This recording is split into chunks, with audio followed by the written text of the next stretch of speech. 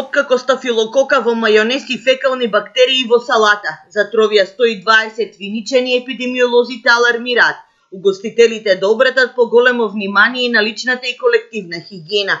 Само со правилна и редовна дезинфекција на работните површини ќе се спречи ширењето на заразата, како што беше случај викендов, кога од сендвичи во болница со диареја, повраќање и висока температура завршија 8 лица.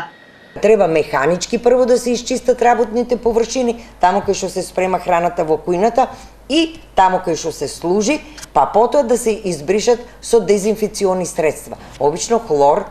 Покрај храната која може да биде причина за опасно труење, приносители на жолтица, хеликобактери и цревни вируси можат да бидат сунгерите, крпите, приборот за јадење и чашите. Сепак, најголем избор на бактерии е термички необработеното месо, посочува Србиновска.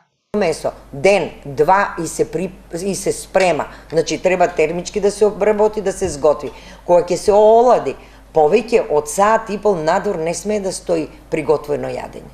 Изминатите 10 дена беа кобни за виничани. Труење со храна немаше само од сендвичара. Консумирајќи роденденски торти и сладки, 13 лица завршија во болница. Пред околу 5 месеци пак повеќе од 30 свадбари од кочани, штипи, виница завршија неинфективно откако се гоштевале со пирошки кои биле дел од свадбеното мени.